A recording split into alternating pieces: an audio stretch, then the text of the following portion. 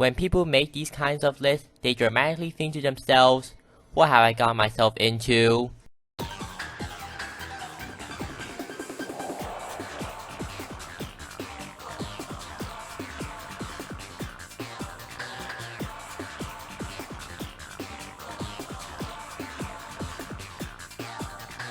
It's no secret, video games are full of boss fights. Most of these battles are enjoyable, but then there are those bosses that will make you groan whenever you have to fight them.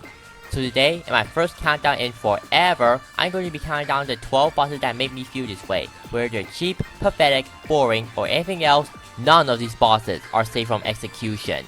The rules are as following and are simple. One per series, only bosses I face, and no bad final bosses. I plan to run those in a later countdown. And of course, this is my opinion. With everything all wrapped up, let's get this party started. It's not gonna be a fun one, people.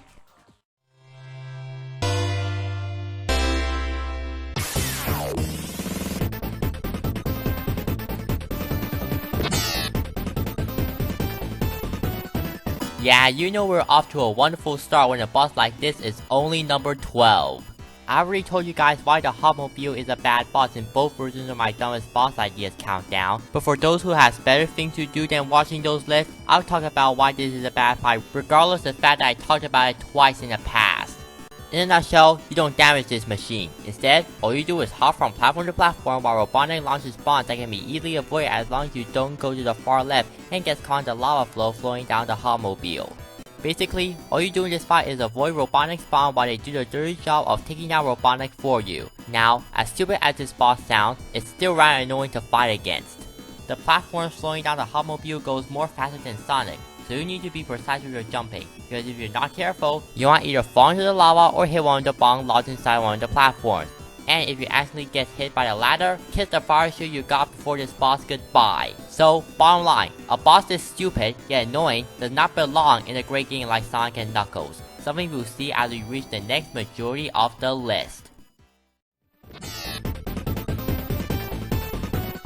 Ah yes, LEGO Indiana Jones The Original Adventures, one of my most cherished games from my childhood. It may not be a masterpiece compared to games I play now, but I still think it's fun to replay at times. Though there were some stuff in the game that young me and I weren't exactly cool with. Case in point, the boss fight against Toad. Not only is this the first boss in the game, but it's also the first boss I ever faced in a video game. And let me tell you, first impression doesn't always mean goodness. Ignoring the fact that Toad only brought like 4 to 5 Nazi Sherpas with him into the Raven in the movie, this boss is divided into 3 phases. In the first phase, Toad will stand around while his Nazi Sherpas does all the beating for him. You can't attack him head on until he loses 3/4 of his health, because you just run to the other side of the arena. To hit him, you need to throw chairs at him. Sounds simple, right? Well, it is. But you have to be a smart kid in order to know that you're supposed to damage him with chairs, and this is why this fight is on the list. It's mainly because of childhood experience, because when I first fought him as a kid, I didn't even know that we were supposed to progress by dragging his health down to 0. But even if you ignore my childhood trauma with this fight, you still got a Nazi Sherpa to deal with. Granted, they only have their fists, but because of the combat system of this game, prepare to be mashing buttons a lot. And it doesn't matter how fast you kill these guys with your fists, they'll still have the power to take away 1/4 of your health. And even better, they respawn. After you take Toad down, you set the counter on fire and send a Sherpa with a machine gun to kill you. And because he can't go near the counter, you have to throw chairs at him too. Since the bullets are fast and sometimes hard to see, trying to get close to the guy and throw a chair at him without getting shot is pretty much impossible. Not to mention, you still have the infinitely respawning Sherpa to deal with. After you kill the Sherpa gunner, Toad returns, this time with less health but a revolver. You still have to throw chairs at him, but if you're lucky enough to collect a machine gun dropped by the orange-type Sherpa, you can roast his butt in seconds. This boss may not sound bad to most of you, and granted, he's not much of a pain to me now as I got his formula of fighting him down, but the childhood experience I had while fighting him as a kid was enough for him to earn a place on this list. I don't care if he's the first boss I ever faced in a video game, being the first doesn't save this boss from being on the list, even if it does earn nostalgia points. Going back to my dumbest boss ideas list for a while, remember when I said that one thing you should know about gym leaders is that they always have more than one Pokemon? Well, another thing you should know about them is that they always have a team consisting of Pokemon with a specific type in its typing. Mostly anyways. Meaning that you have to plan strategically and not only have moves that counter the type the gym leader Pokemon are weak against, but also have Pokemon with types that resist anything the gym leader's Pokemon throw out at you. But for Charmander choosers, good luck fighting Misty in Pokemon Fire Red and Leaf Green. And yes, I'm talking about the fight with her in Fire Red and Leaf Green. And let me tell you, while I haven't faced her in the original game, from the looks of it, she looks much less intolerable than she is in the remakes. Her Staryu isn't too bad, but her dreaded Starmie. It has 4 moves: Rapid Spin, Swift, Recover, and Water Pulse. While the first 2 aren't too much of a pain, in spite of the lasting ability to miss, Recover guarantees that Misty won't be needing any potions to heal her Starmie up when it's at critical zone. But Water Pulse, oh man, this thing does a huge amount of damage to your Pokemon, and it has a good chance of confusing you as well. Not to mention that Starmie is fast and it'll always attack first, and 9 times out of 10, its first move is always going to be Water Pulse. She's low on the list though because of my ideal team by the time I got to her. If you want to know what I'm talking about, basically, every time I play Fire Red, I always pick the Fire-type Charmander, and the only other Pokemon I had at the time I reached Misty in all my other playthroughs was Pikachu, which is an electric type but doesn't resist Water Pulse, plus it's lower than Starmie and it doesn't have the best special defense. Fortunately, next to Cerulean City, you can find a Grass-type Pokemon artist that you can raise if you want to not only counter Misty Starmie with Grass-type move, but also tell that Water Pulse to go screw itself. So, for those who didn't pick Bulbasaur as their starter, the game's at least kind for that. Still, for Charmander choosers who doesn't want to raise an artist, prepare to get washed away by Misty and her mysterious Pokemon Starmie. Or beat them with a critical hit, if you're lucky. If there's one video game genre that has next to no good bosses, it's the fighting game genre. Accompanied with the fighting game's complicated controls, all they do is being cheap as hell and prompt gamers to keep turning in dimes because apparently the people that created it don't really have that much money as we thought. Me personally, fighting game bosses don't really bother me that much. Maybe because I haven't fought many of them and the ones I did face actually turn out to be complete jokes. But that doesn't mean I'm 100% immune to these bosses. Case in point, Sagat from Street Fighter 2. Street Fighter 2 has spanned many ports, updates, and whatnot, but this is based on my experience in Super, since that's the first and only time I faced him in these constant Street Fighter 2 revisions. And let me tell you, you thought Seth was cheap? You obviously don't remember the last time you played the new challengers. I'll admit, his Tiger Uppercut and Tiger Knee aren't that much of a dilemma, but that's because I don't remember him spamming those that often. But you wanna know what he does like to spam non-stop? His Tiger Shots! No, they're not injections, they're projectiles, so don't be scared.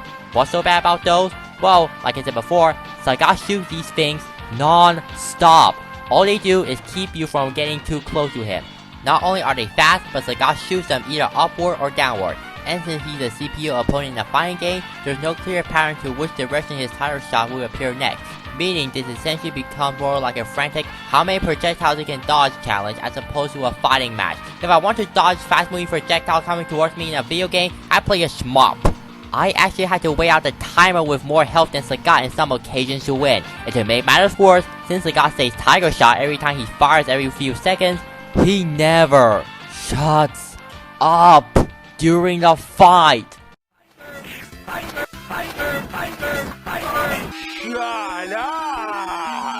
Overall, Sagat is cheap, feel more like a bullet hell game, and shows that Capcom loves repetitive one-liners before Resident Evil 4 or Mega Man X7 were things. I would tell guys how many times I lost to him before I finally won while fighting him for the first time, but to be honest, I lost count. It is also a bad sign when you take consideration of the fact that I only lost to M. Bison, the true final boss of the game, once, when fighting him for the first time. I really like the Punch-Out games. Sure, they may look like boxing simulators, but underneath it, you will find yourself facing many boxers from all around the globe who are hard, but at the same time, provide fun and C-word boss fights. And for those who don't know what the C-word is, it means challenging. However, the C-word that some of these guys provide stands for cheap.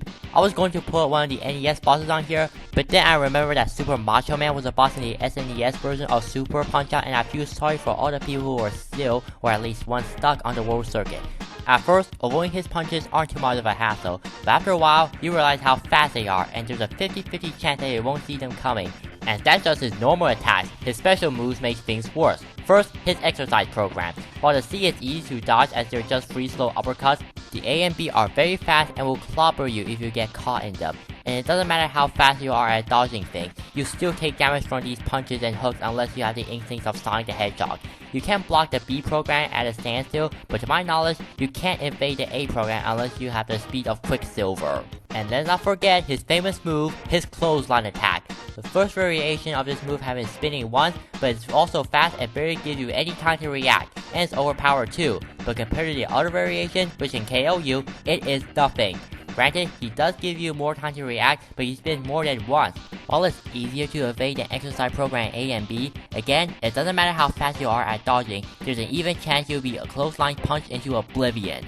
Like to God, you guys will not believe how many times I lost to him before I finally beat him. And even better, if you want to unlock the special circuit and the true ending, you need to fight the previous 12 opponents without losing to them once, including Super Macho Man. Practice doesn't make perfect here, because even with it, Super Macho Man will still find a way to TKO you, because he sure packs a punch. Alright, whoever put that in my script deserves to have your kicked.